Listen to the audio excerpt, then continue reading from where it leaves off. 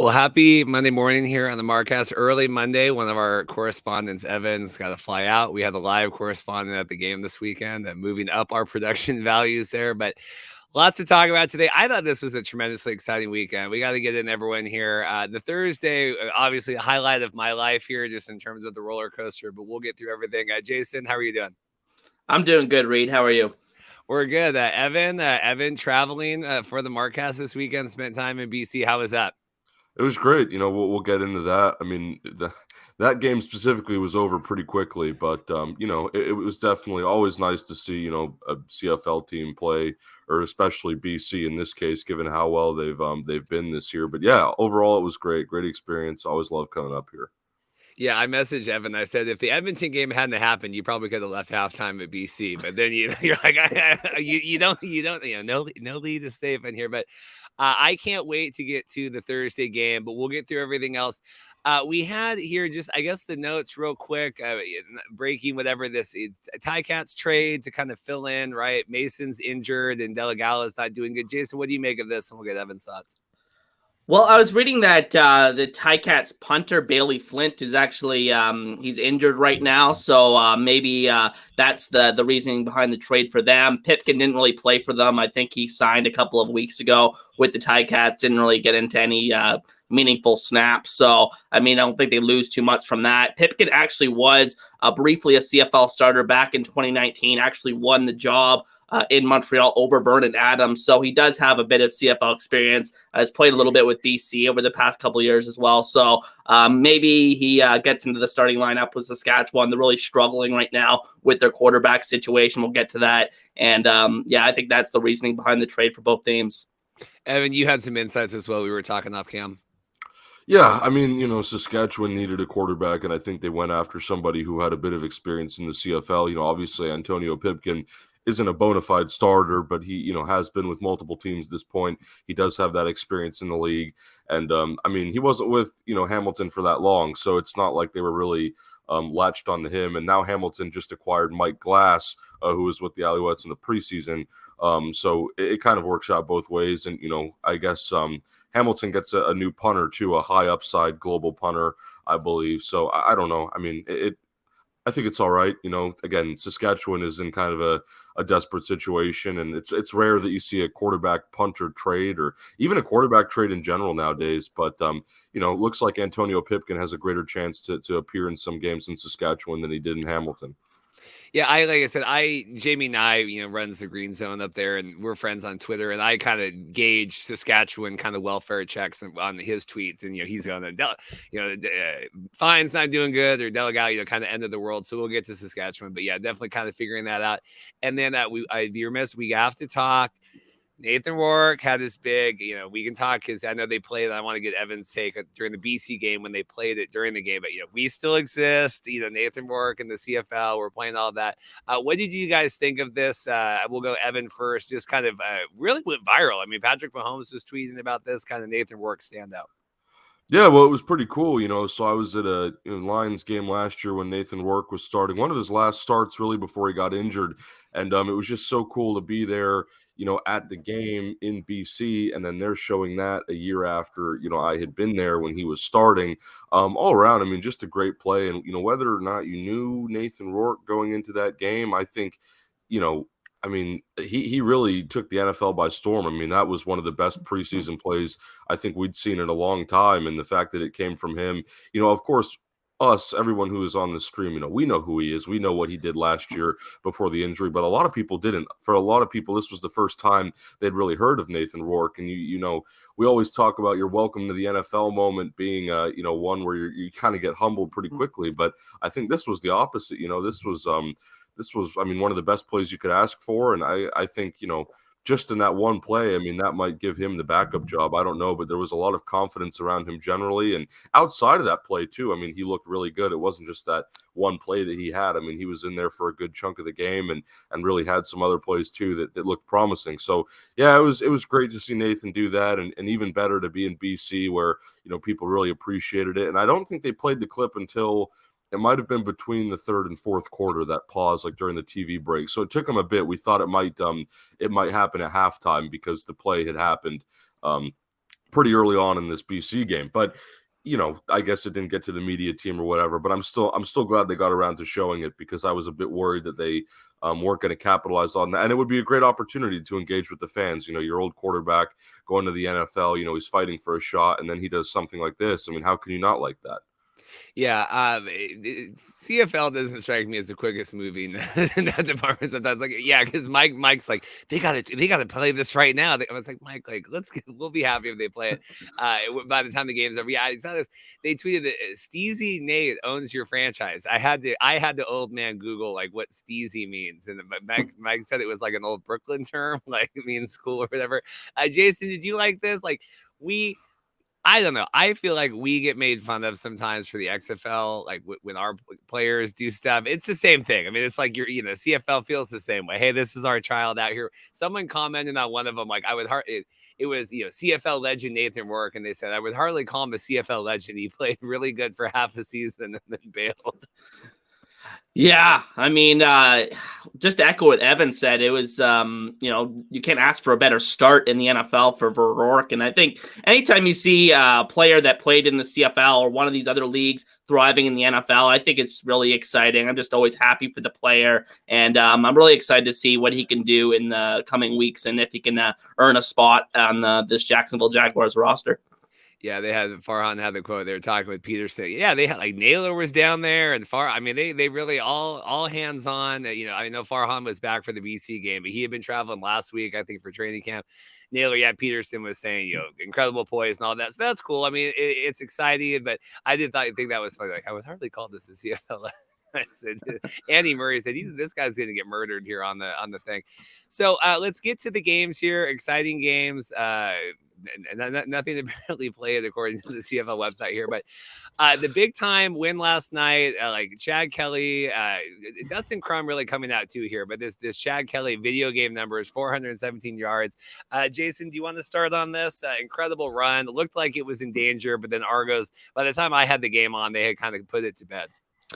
Yeah, so I think that this was a really fun game, especially in the first half. I think it was probably the highest scoring first half that we've seen so far this season. And I think that the big thing coming out of this game is that Chad Kelly really stuck his claim in the MOP race. I thought that the last couple of weeks, it looked like maybe Zach Collaros was statistically, it looked like it wasn't very close. But I think that this with a 400-yard and a 4-touchdown game, it really makes it more of an interesting race here. And I think it's going to be a really interesting thing to follow the rest of the season. And I think that, for the Argos, it was just good to see them get back on track after, an injury-plagued week last week. So I think that, all signs are good for the Argos going forward.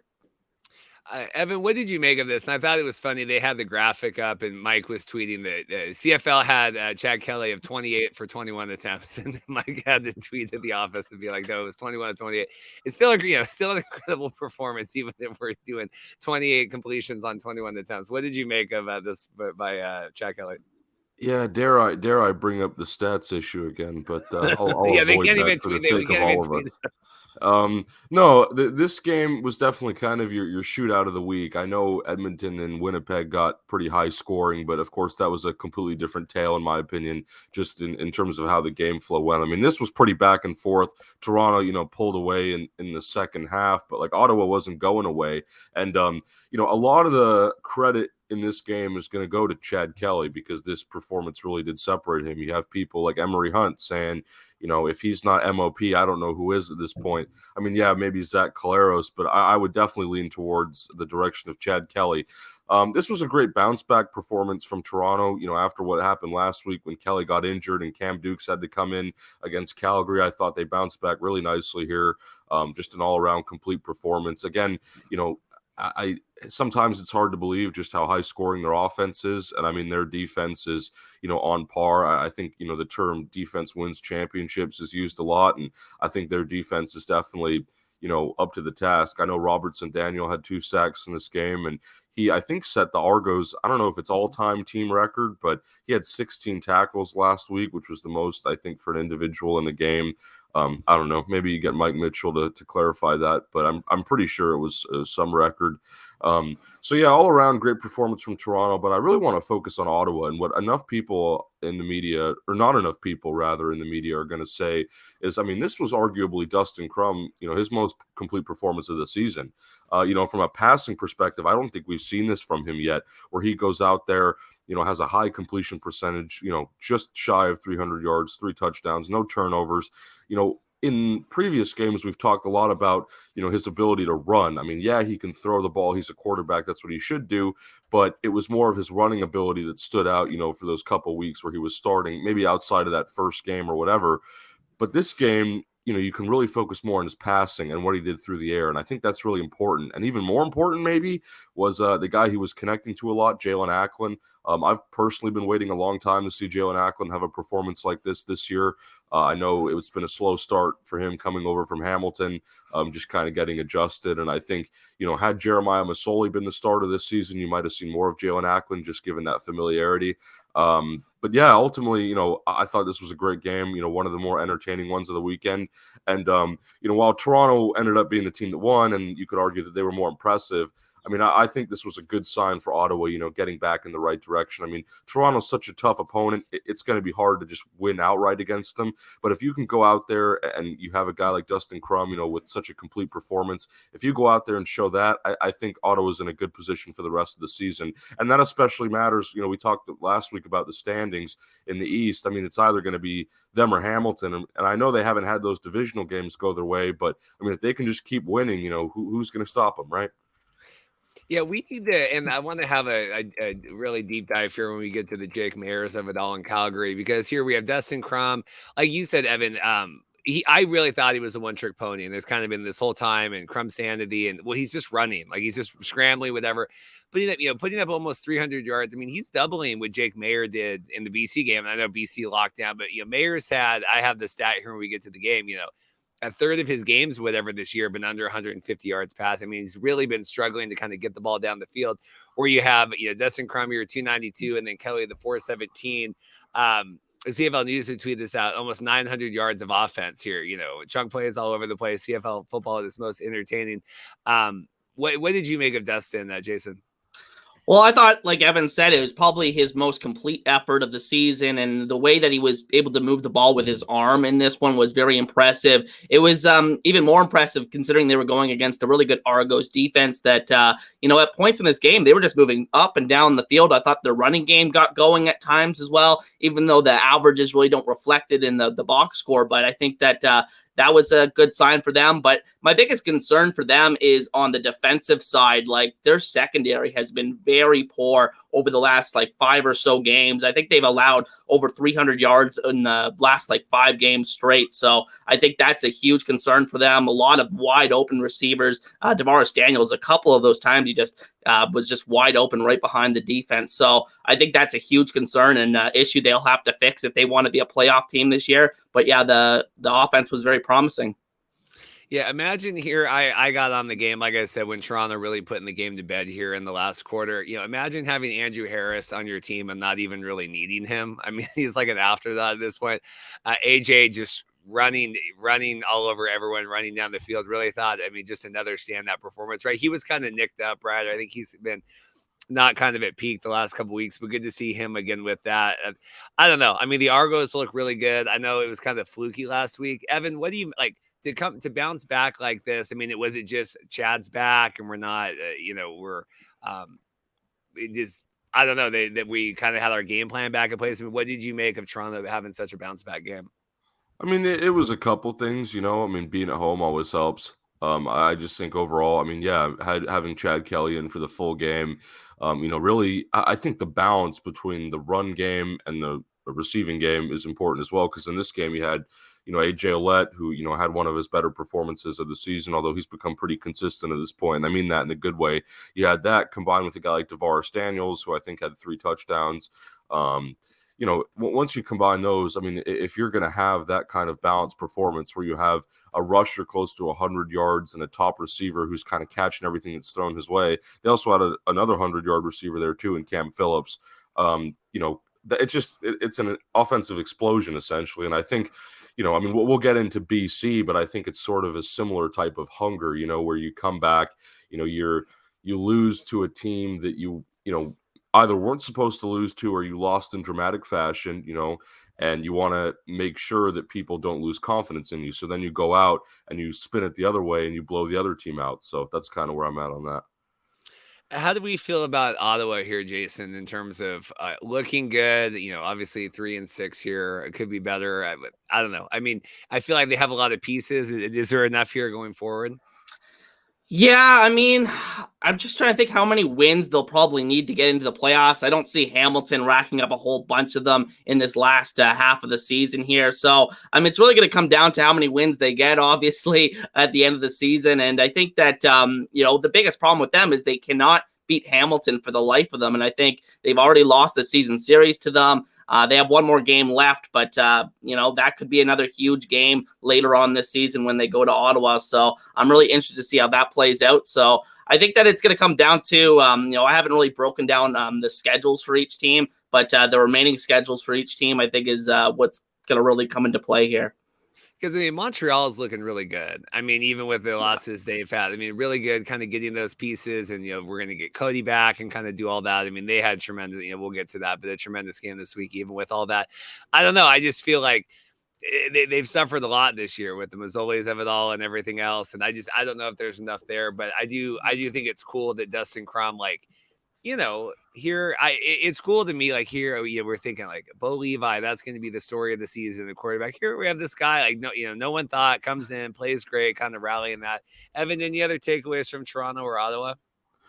No, I mean, I'll just kind of go back to the whole standings point for a bit. I think, Ottawa, like I said earlier, I mean, yeah, they lost the season series to Hamilton, and that puts them at an extreme disadvantage, unfortunately.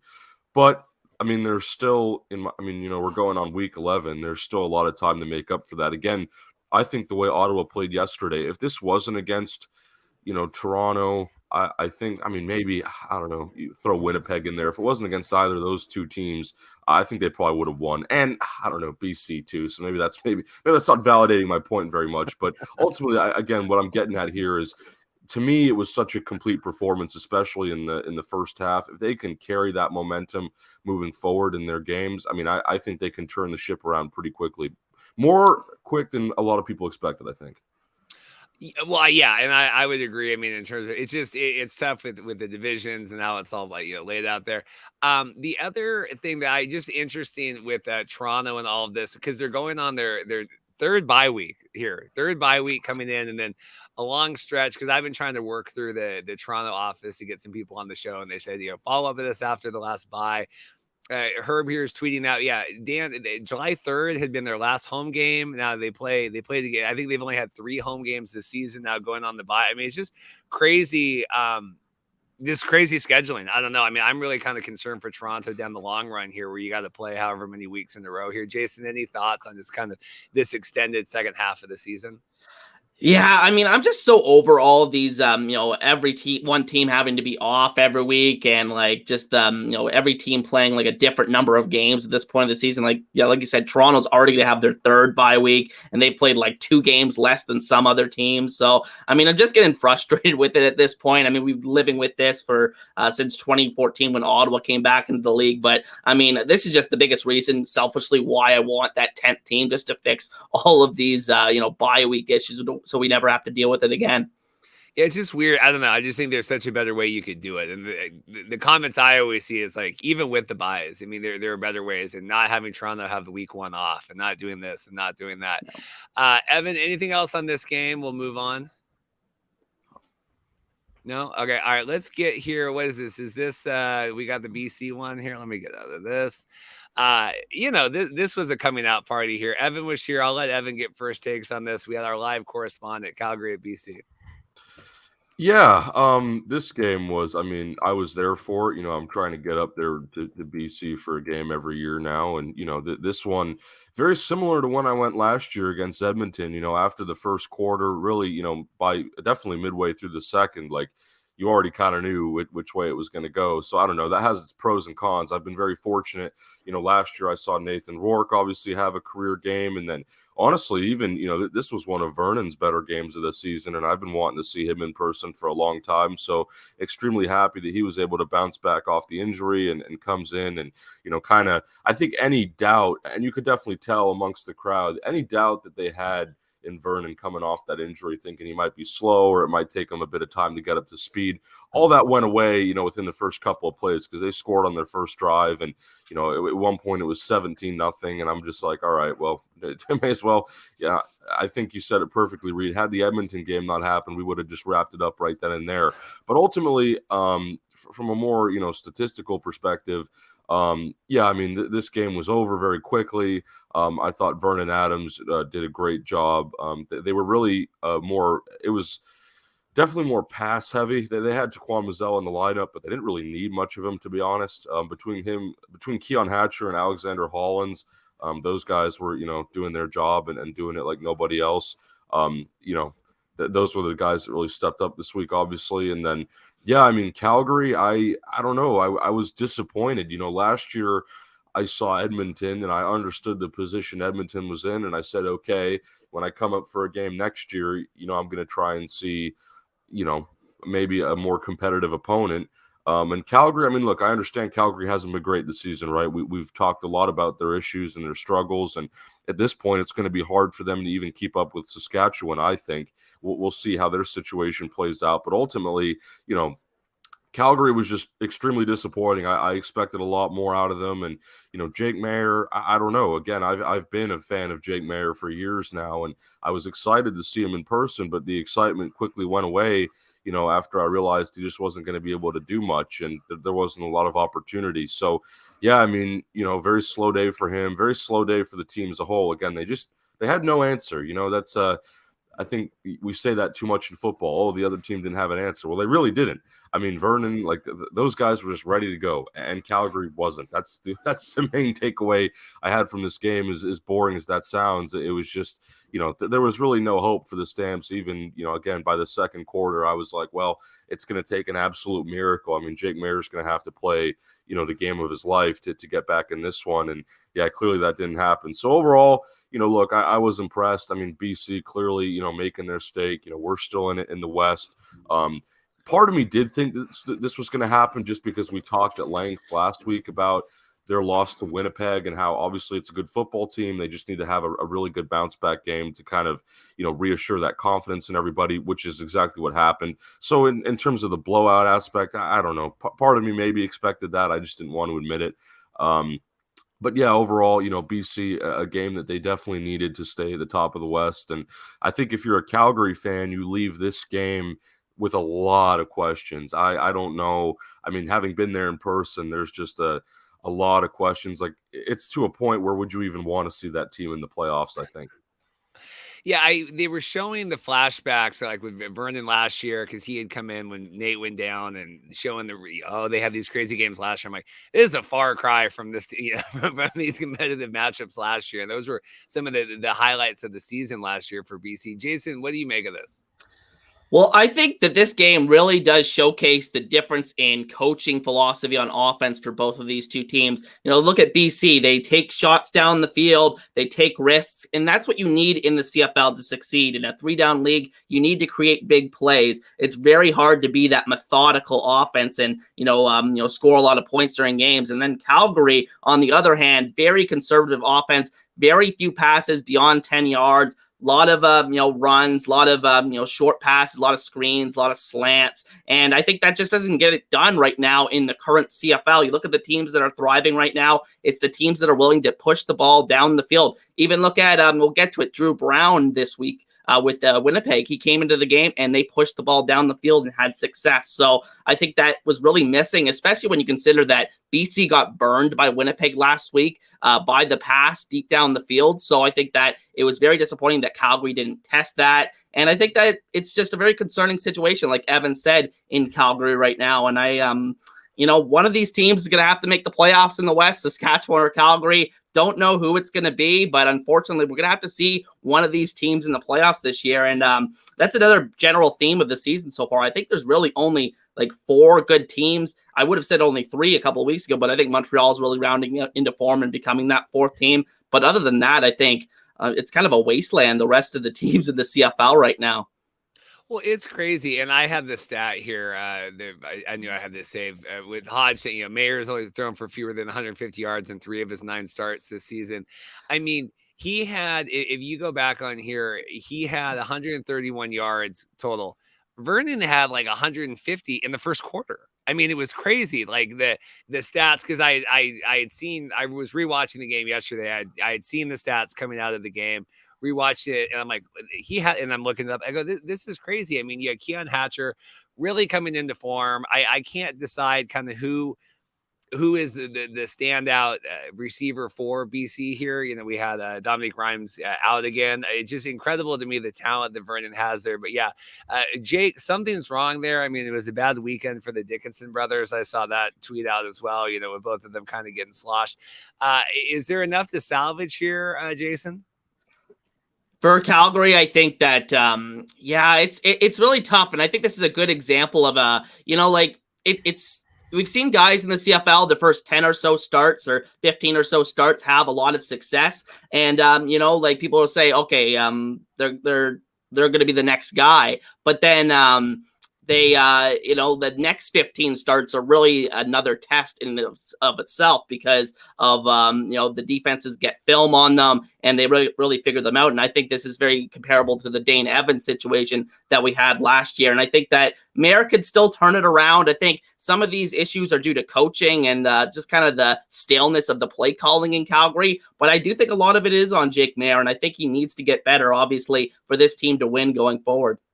Yeah, Evan, what do you attribute that to? They had that Farhan had the quote where he said, well, I talked with Jake and he doesn't want to be known as a system quarterback and he wants to be able to do all this and whatever they need me to do. I mean, do you blame Mayer's regression kind of on him or on the coaching or both? I mean, I think it's a bit of both in every situation, but because I was at the game on Saturday, I do blame it more on coaching philosophy. That's not to say Mayer has a lot of work to do, and of course, I still believe in him. I've gone on record saying that. But I think ultimately what this is, Jason said it perfectly where, BC has been this team now for really, I mean, going back to last year since they had Rourke, they're not afraid of anything. If they're just going to throw it up. I mean, that first drive, it was just, big play, touchdown, done. And they did that again. They kept doing that. And then that's how, the game was already out of reach because Calgary kept trying this conservative system. And, I was really waiting for Jake Mayer to throw a couple deep balls, but it didn't happen. And ultimately, yeah, I mean, in a 3-down league, I mean, I'm just gonna repeat everything Jason said. I mean, you have to create big plays. You have to do what teams like BC and Winnipeg do on a regular basis. Even Toronto now, and these are all the teams that are rising to be the top in the league, and then the true Grey Cup contenders are the teams that have these sort of explosive, dynamic offenses where you have multiple receivers that can go down. And do their thing ultimately. So, yeah, I mean, I think it's really more coaching philosophy. I think Calgary was, just way too conservative. And I can get being conservative early, but, I mean, if you looked at that score going even to, in the second quarter, I'm like, they got to start moving. And it just never happened. It just never came. And BC, they just kept doing it. I mean, it was to the point where they put Dom Davis in, in the fourth quarter because it was already so far gone. And when a team's putting in another quarterback, in the fourth quarter, because of a score, I mean that's when you feel embarrassed as the losing team because then you're, I mean I shouldn't even have to say that, but ultimately, yeah, I mean getting back to just Calgary's sort of stance, I mean if you're gonna.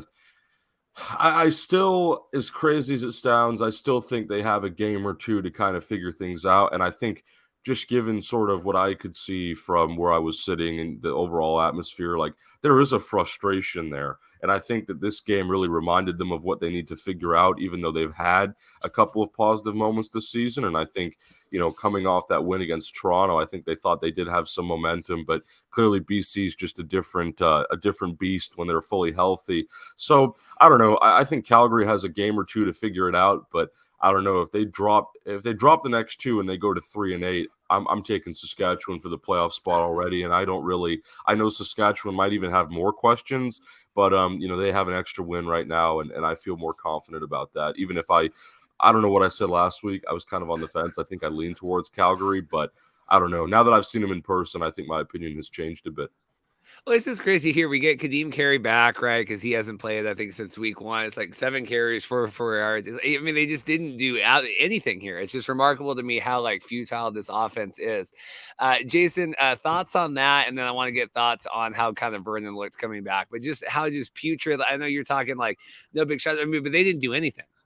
Yeah, they just last year they were a pretty like conservative offense. They didn't really get too many big plays. I think maybe Malik Henry was really their deep threat, you could call it. But I think that they were able to run the ball very consistently last year, and they just haven't been that dominant running team that we saw last year. And I think that that's a big reason why they're a significantly worse team than they were a year ago. The other thing, Vernon coming back, they made notes, him having the knee brace, and did he need more time off? But Dane's beat up, so Vernon came back. There was one point where I think one of his O-linemen like stepped on his toe or something, but he looked pretty good. How did you feel like he came? Because I mean, that's the one thing with Vernon is I do feel like he, is a little fragile sometimes. Jason first. Yeah. I thought it was really good to see Vernon back in the fold. I think that the biggest thing, he was moving around very well. He had that classic, Vernon Adams play extension ability and, improvisational ability to, throw a couple of touchdowns in this game. So I thought that was really impressive and really good to see. And, if he could just play like he did earlier this season, which he did in this game, I think that this team is one of only really 3 teams, in my opinion, that can win a Grey Cup this season. Evan, thoughts on VA? I mean, yeah, he had about as good of a performance as you ask for. He had one sort of mishap. It was towards, they were getting ready to score. I don't know, it might have been at the 20 or something, and he tossed an interception. I would say that was more his fault. But, other than that, I mean, he cleaned that up pretty quickly, and, they didn't have a problem getting back in it. I mean, it certainly slowed down. I mean, had that not happened, it might have been, 44-9 or whatever. But I mean, yeah, like you can't fault him for that. Other than that, I mean, he was dealing left and right, and clearly, I mean, you can tell like, this week it was Keon Hatcher and Alexander Hollins, but you can tell he doesn't have hesitation going to his other guys either. It's just kind of who's ever there at the right time. I mean, I cannot tell you enough about how diverse the BC receiving core is, and that having an opportunity to see that in person only made me feel better about them moving forward. And again, you talk about possibility of winning a Grey Cup. I think that receiving core diversity will be the ultimate factor in that, considering they make it as far as that game. Yeah, I think, and they were commenting that too, Vernon doing a good job dishing it out, right? And I think we've talked on here before, like BC, none of them need to be hero ball. They're happy kind of having the ball go around. Yeah, I thought that interception was quite poor. The misread by Vernon. I think that whatever the defensive guy jumped back in and kind of picked that up. But what I liked it was getting to the point where BC really does have kind of like that run it up ability where they can kind of play bully ball, and it felt like that. Like I don't know. I mean, I know we just we'll get to the Edmonton of it all, but Winnipeg is not Calgary. Like Calgary, I don't see them being down 20 points. Like, oh yeah, they're going to come back here and they're going to rally. I mean, BC can really pile it on, and I think it's exciting. Jason, in terms of obviously the mishap and everything against Winnipeg here, but do you still feel pretty high on BC and kind of their chances? Yeah, absolutely. Like I said last week, or on our preview show for week 10, that I think it was just a burn the tape kind of game last week for BC, and they really did put it behind them and really beat an inferior opponent pretty badly here. Anything else on this one, Evan? Any other notes? I had the clip we had where they were getting all geeked out with the Nathan Rourke. Do you have anything else on this one before we move on? I mean, yeah, I guess we can talk about the clip that you're showing now, the Rourke thing again for a bit. It was a really cool kind of segment because at halftime they had Wally Buono going into the Wall of Fame, and everyone was really excited about that. And then we kind of thought that from the sort of entertainment in person perspective, it was over. I mean, besides the rest of the game, obviously. But then they had that, and it was kind of a nice, little. I don't want to say I was surprised at how many people there knew who Nathan Rourke was, and they weren't just the casual fan who was visiting Vancouver for the weekend and went to the game and were confused as to why they were showing NFL highlights. I mean, it made me happy knowing that other people around me were aware of Nathan Rourke's accomplishments last season. And of course, I mean, I'm not saying that, BC fans are casuals or anything. That's not the point. I'm just saying, in the CFL nowadays, like, I mean, there were people around me who didn't really understand, who like Vernon Adams was, or what his career, meant and things like that. And, I mean, yeah, I get it. Like, we're not all, CFL analysts, like you shouldn't be. I mean, obviously, especially in the Vancouver market, like it's not even, I mean, yeah, it's an important sport, but it doesn't really compete with the Canucks or anything like that. So, yeah, I mean, it just made me happy to see, people knew who he was. And I can't remember if they tried to give a bit of introduction, like former BC Lions quarterback Nathan Rourke, or they just showed the clip and expected people to know. But either way, it was a really cool moment nonetheless. And I'm glad, I mean, even from the promotional side, like you had the Jaguars, sort of like taking the clip from the game, and it's very rare that you'd see an NFL team, showing a clip from the CFL like that. I don't really even remember, the last time that's happened. So it was just kind of a good moment all around. And, the players obviously, cared about it too, as you can see there. And I saw it, given how close I was there to the home bench. And yeah, I mean, overall, it was just I'm glad that I was there for that specifically, because I saw it last year and I just know the importance of, him as a quarterback. And really, I mean, again, Rourke, you have to remember he's a Canadian national. He's from Victoria on the other side in Vancouver Island. I think it would be a lot different if he was just some American import. And I'm not saying that changes the dynamic of things, but like Rourke's a local guy, so that adds to the whole sort of story and the meaning of it as well.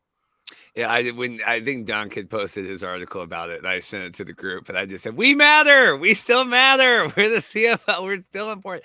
Jason, anything else on this? Anything else on BC? We'll get to this Montreal game. Yeah, no, I think it was just really cool to see that, and yeah, let's move on to the next game. So this, I was at Barbie Friday night with the wife. Caught up on this a little bit. Mariners had a good 9-2 win over the Orioles as well. Is this accurate stat line of Caleb Evans of 8 of 13? That's crazy, man. Yeah, he didn't throw many passes. This is blowout here. Ballsy. I was following him on Twitter. Michael Ball was in Montreal. He said, "I have the Saskatchewan by 4, I think." And then I tweeted after the game. I said, "I have Montreal by 25 plus here." And this was quite the blowout. Jason, what did you make of this? 12-41. Well, the first thing I have to say is that I was wrong about the Alouettes this season, and I think a lot of people had them finishing 4th in the East coming into the year. I had them finishing with a 5-13 record, and they've already hit that 5-win total already this season. So I just have to say right off the bat that I was wrong about them, and I will be making a video this week about the Alouette season so far. But I thought that in this game, Caleb Evans did a fine job filling in for Cody Fajardo. I mean, he is what he is, not a great passer of the football. I think we saw that from his time in Ottawa, but I think they did a good job using his legs in this one. Walter Fletcher and Jeshurun Antwi with a really good job filling in for William Standback in this one. So I thought that was really good to see for Montreal, and their defense just continues to be a force so far this season. I mean, this is just a crazy game, and I had my stats here. I have these tweets like, tired of hearing short week, long travel excuses. Saskatchewan needs to be professional. Travel, it's by choice. It's not like they have long hours. Lack of coaches, blaming the coaches for lack of preparation. Evan, do you feel like the Saskatchewan Roughriders embarrassed themselves here Friday night? Well, I mean, I certainly think that they could have put up more of a fight. I mean, that goes without saying. I had picked Montreal last week to win this game. I favored them slightly in this matchup. But I don't think, again, given just where Calgary is, like they can afford a loss like that, as crazy as it sounds. And even though they have a losing record now, I didn't see this hurting them as much just for the one game specifically. I worry more about Saskatchewan moving forward over the next couple weeks, especially with their quarterback situation. I think Mason Fine got hurt, so then you fell back on Jake Dolegala, who didn't exactly have the best performance. Now you've traded for Antonio Pipkin, and it looks like it's going to be a tandem between Dolegala and Pipkin for the starting job, or maybe they'll play both of them, kind of figured out. There's a lot of questions there. So I think they can move on from this game. Don't worry about it, right? On to the next one, as all the coaches say. But there's a lot of questions there that I think, will need to be answered very soon. Jason, what did you make of this? Because they've been calling for Delegado the whole time here. Mason goes down, and like Evan said, didn't do particularly well. What did you make of the Rough Riders? Well, I think it just adds to that whole narrative that tall quarterbacks can't succeed in the CFL. I mean, it's a limited sample size. We'll have to see him start a game. I think they would be his second career start because I think he started one last year when a bunch of players were out with COVID. So I'm very interested to see how he plays in the next game, but I'm not too, optimistic about it. Obviously, they trade for Pipkin, so maybe he gets into the lineup if Dalagala struggles. But the quarterback situation is not pretty right now in Saskatchewan, and I think it's the main source of their troubles. What's the long-term play here? Because I mean, they're not. I got this. I mean, I know it's the West. I mean, they're not dead here. I mean, they're third in the West, 4-5. You know, obviously they have a losing record now. I don't know what's your game plan here if you're Saskatchewan, Jason. Well, I mean, I think I would probably go with Pipkin if in a couple of weeks Dalagala is not showing anything. Like Evan said, they could afford to drop a couple more games because of the sad state of that third place race in the West Division. And I mean, like I said earlier, I think there's just a lot of bad teams in the CFL right now, and I think it's not looking good for the potential divisional or the first weekend of the playoffs because I think that there seems to be such a gap between those top four teams and the rest right now in the CFL. And I think that, Saskatchewan going forward has a decent chance of making the playoffs still, but I don't even think it really matters. I think they're going to get clobbered by BC or Calgary's going to get clobbered by BC no matter who makes it in there. Was Pipkin, was he on BC last year, right? Wasn't he? Yes, or the year before, one of the two, yeah. Because we had Nathan, and then we had the other Canadian guy. I have too many rosters to keep track of. We had the backup the Canadian quarterback. Was it Michael something? O'Connor? Michael O'Connor, and I think Pipkin was in there when Rourke went down, and that was with I'll put him. But yeah, Michael O'Connor got injured, and then they put in Pipkin, and he wasn't doing. I think wasn't like he was our short yardage guy. Anyway, my knowledge of that, too many rosters to keep track of. Evan, thoughts on this? Montreal looking good. I mean, I don't think Montreal scored 40 points at all this season up to this point, especially without Cody Fajardo. What do you make of Montreal? Yeah, it was really interesting. So, on paper, this was going to be the Cody Fajardo revenge game, but that didn't happen. And you had Caleb Evans in the lineup. Now, Caleb Evans has been in the CFL for a bit. I believe he was with Ottawa at some point, so he has a bit of experience there at quarterback in this league. And he didn't have to do a lot in this game, really, from the passing perspective. I mean, he completed 8 passes, and they still scored 41 points. So that's how you know you've had a pretty good day. But he was effective as a runner. I think the biggest story in this game, though, outside of Caleb Evans for me, at least on the Montreal side, I'll get back into Saskatchewan in a minute, would be Walter Fletcher. There was a lot. I mean, it's taken a long time for Montreal's run game to kind of get going. And, William Stanback finally over the past couple of weeks is showing, his potential that he had before the injury last year. He came back, but yeah, it wasn't very effective. Anyway, Walter Fletcher kind of, I think, stepped up and really, again, Montreal, I was more impressed with their run game this time around than their passing game. And, I've talked so much this season about their receivers, especially Austin Mack, who still had a big play in this game. But really, I have to give credit to the run game here between Walter Fletcher, Caleb Evans, the quarterback, and then Jesh Renantwi, who I think is, I don't know a ton about Jesh Renantwi, but I'll tell you, I was impressed with him in this game, even on limited touches. I think all around, that's a good sign moving forward because I think a lot of people look at that roster and they go, well, if there's no Stanback, then what do we do? Well, honestly, it kind of benefited them not having Stanback in the lineup this time because it gave these other guys, Fletcher and Antwi, the opportunity to run the ball combined with Caleb Evans, who's a more mobile quarterback than Cody Fajardo, it worked out pretty well, I'd say, so that they at least have that to fall back on. Because to be honest, look, Montreal's winning, but their offense has been very up and down over the course of the season. So I'm interested to see if they kind of stick with this run-first philosophy, which is kind of almost untraditional, I'd say, at this point in the CFL and in really any football league in general. But I don't know. I really like what I saw on the ground from them. So moving on to Saskatchewan here for a brief minute. Not a ton to talk about here, right? I mean, this was a pretty lopsided game. I will say it's kind of funny how I've complemented the Rough Riders passing game for a majority of the season, regardless of who the quarterback is. I thought, Mason Fine did a decent job getting it out to receivers, a lot of the receivers that I like on that team. And then I had also said, for weeks that Jamal Morrow really wasn't the guy, and I needed to see more from him, because they had a very lackluster run game. And in this one, it was the complete opposite. You had the passing game, kind of completely fall apart because Mason Fine gets hurt. Dolagala comes in and, just isn't ready that day.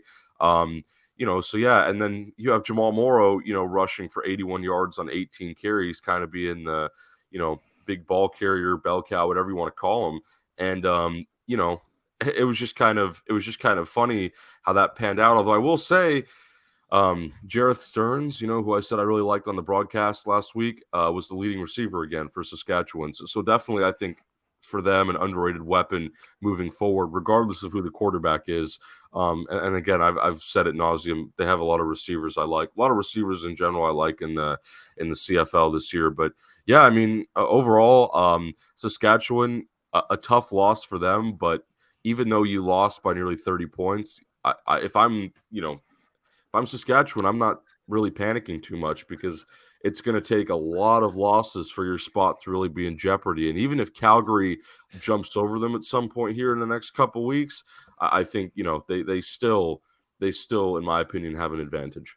We can't burn the tape every week. every week. I just burn it. It doesn't matter. It doesn't matter. Jay, I'm hankering to talk some Edmonton. So anything else on this one, Jason? I want to make sure you get all your points out.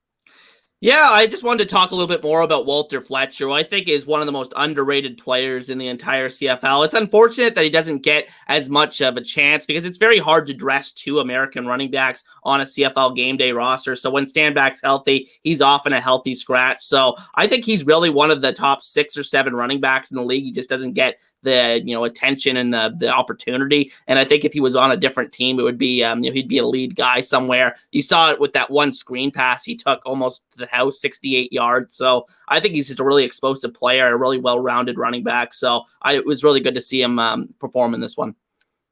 All right, so that's good. Good for. I texted Tim Capper. I said, "Man, you had quite the weekend here with the blowout of Saskatchewan."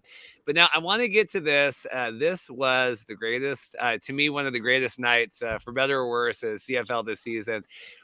I had worked all day. I was just getting in the shower and I was listening to the game, and Trey Ford comes in, and everyone Justin Donk apparently started the free Trey Ford. Even though I think Evan and I take credit for that. We just didn't say it on local provincial sports TV, but Trey Ford comes in, handoff, they score So I run upstairs to Dorothy because we were going to go out to dinner. We said we're not going out. I said we're watching this game. I said we're sitting at home, had the game on, watched every snap of this. This was the most exciting night of my life. Texted Dave Campbell after the game. I said, I'm so sorry. He said that was really rough. Initial thoughts on this one. We'll go to Evan first. Initial thoughts of what could have been the free Trey Ford and then the epic collapse here of proportions. Yeah, so it was really funny because when this game was going on, I was on a flight up here to Vancouver, right? And when I left, we were on the runway and I looked at the score and it was 22-0. It was when Edmonton kind of peaked, right? And then I was like, oh, great. We're going to land and there's going to be this big buzz. My phone will be, blowing up about how Edmonton won, a bunch of notifications, finally break the streak. And then we land, when plane lands in Vancouver, it's a 2.5 hour flight. So the game's been over by then for probably a good half hour. And I checked my phone. I'm like, let's look at the score. How much did Edmonton win by? Did they get to 40 points or whatever? And then I looked and I was like, hold on a minute. That can't be right. At first I thought it was Edmonton 38, Winnipeg 29. And I was like, okay, so Winnipeg made a formidable effort. And then I looked again and I'm like, oh, whoa. I was like, what? No, that can't. And then I looked and I looked around and then I got on Twitter and I was like, oh no. Oh, the worst. Of course it happened to Edmonton where they went up 22-0 and still couldn't get the job done. So I don't know. My excitement immediately went away. And then I was really sad. I was sitting there. I was like, I have really no connection to this team, but I still feel for Chris Jones and all those guys. I mean, they were when I was watching that game, as the plane, was about to take off or at least following along with it. And everyone was just so happy. Like there was this atmosphere, like we're finally going to do it. We're finally going to win, and we're going to do it at home against a team that's competing for a Grey Cup. I mean, finally, after, literally months of suffering, you're in a position where you can do that. And then it all just fell apart. And they got too excited, I think too fast. And, I didn't really get an opportunity to look at the later highlights from this game. I know Drew Brown came in and did some nice things. We'll get into that. Yeah. But it's Hamilton, not Hamilton, excuse me, Edmonton. We're in week 10. This is cursed. There's a curse now. There's still a new way to lose every week. It's like I really thought we had hit the point of the season where like there was a low, and it somehow keeps getting lower. At least there was a high point. Like at least they had a lead, but like can you even celebrate that when you lose another game and just the opportunity? Like it all goes to waste so quickly, and it's not the first time that this type of thing has happened. So I don't know, man. It's one thing to lose a game and get blown out. It's another thing to, be up in a game, have a ton of confidence, think you're going to do something, and have that all go away in the blink of an eye. That's my ultimate takeaway from this one. Yeah, Jason, you've said on here that you don't believe in curses, but you think that Edmonton's cursed. It does feel that way here. I did have my tweet, and then we'll get Jason's thoughts. I said even though the Elks lose, imagine if Trey Ford had played weeks ago. That was my takeaway at the end of this was, Edmonton lost and there was this epic collapse, but there's no excuse now why Trey Ford hadn't played, start the season halfway through. I mean, I think Chris Jones, I had here, if Edmonton wins, Chris Jones should be fired on principle. What did you make of this? This was truly a remarkable night. Yeah, what do you even say at this point about the Elks? I mean, like, we were talking weeks ago about, has this team hit rock bottom? I mean, is this rock bottom, or did they have to lose a 30-point lead? I mean, I just, my heart hurts for that team right now. That whole fan base is just like, I was going to be so happy for them if this was the game that they finally broke the streak. Would have been the perfect scenario to win against the Winnipeg Blue Bombers, kind of shut up those Winnipeg Blue Bombers fans that have kind of been, gloating over the last couple of years, getting a little bit big ego. I think, at the end of the day, it was just a very disappointing, effort in the second half. It just seemed like they had lost the game already, even though it was still within reach. And I think that it was just drive after drive after drive. And the most disappointing thing was the fact that Winnipeg had a backup quarterback in there. I mean, no disrespect to Drew Brown, but he was going up and down the field, came off the bench cold, and he just found a way to just put drives together. And it was really, really impressive from that perspective. But Edmonton, I mean, I just have no words for them right now.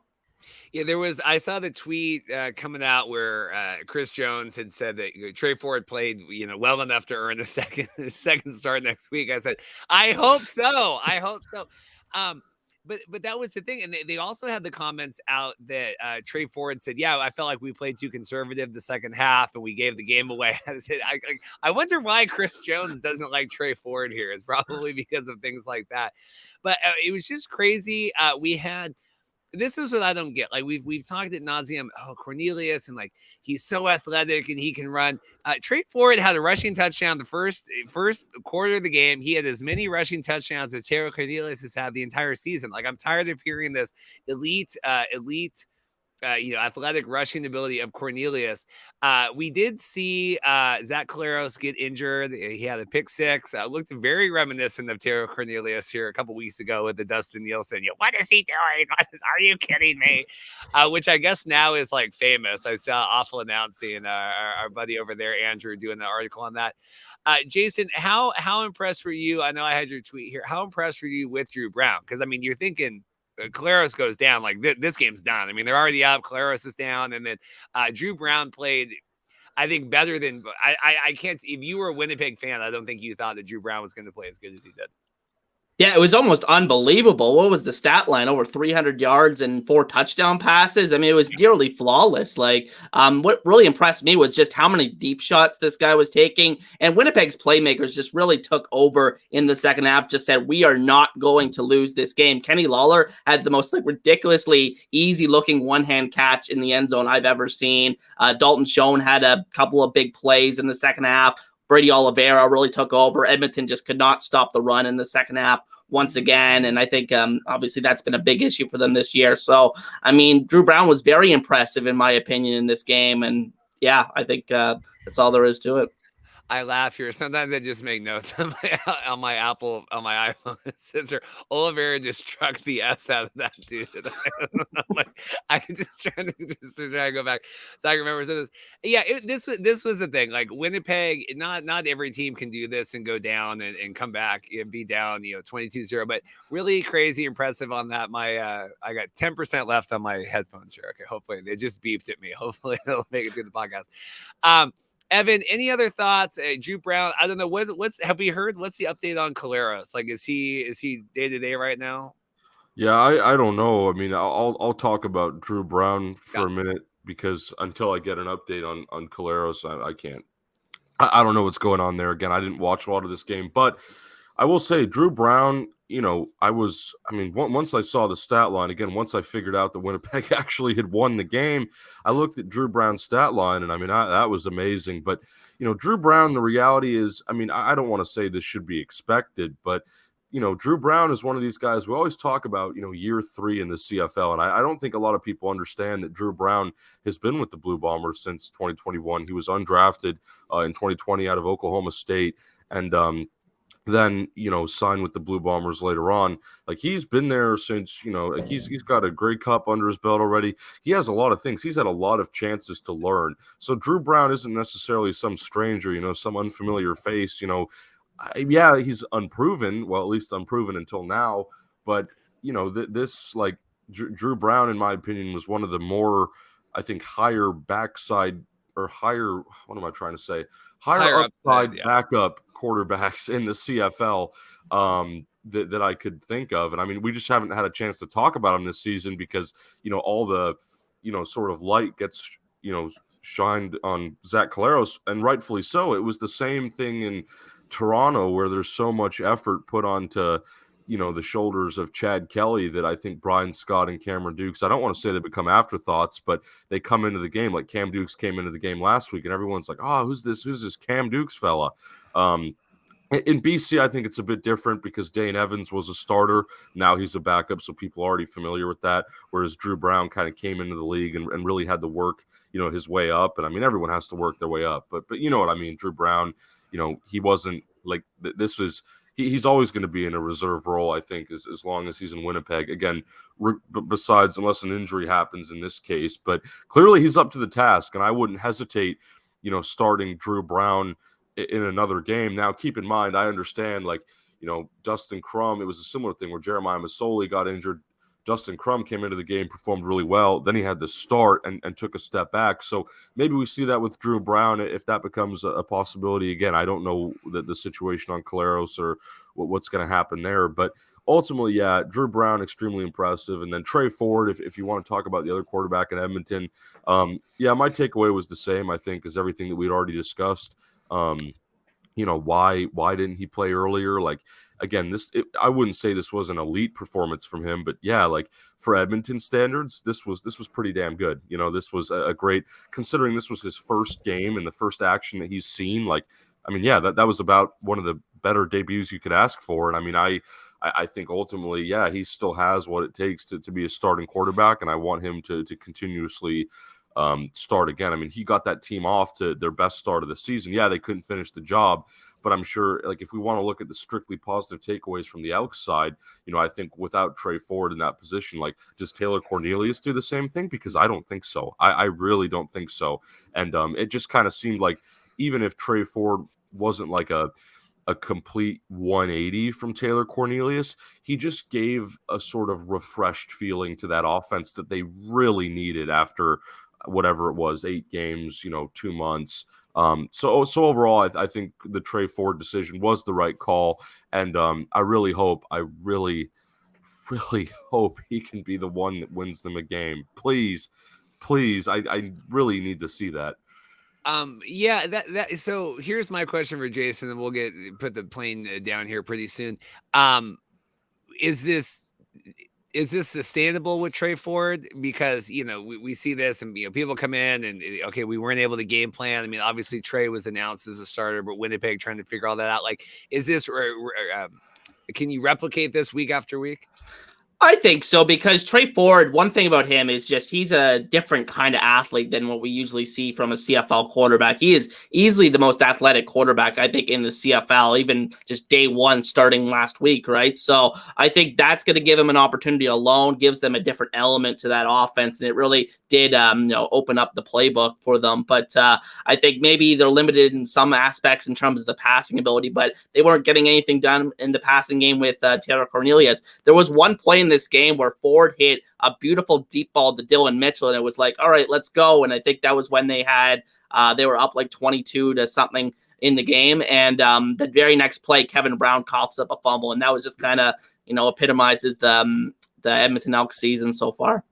Yeah, and they had that drive where it was like penalty, just gave Winnipeg. I think it was like late in the third, just gave them the whole way back. And yeah, I mean, you still see, Elk's gonna elk. Like it's still the same, still the same fundamentals there.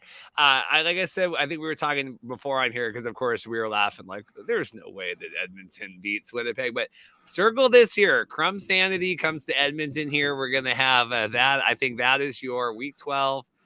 I think Edmonton breaks the thing. Okay, so we're at 22 games right now, right? I think that is the day here on Sunday, August 27th. I say circle your calendar. That is what happens there.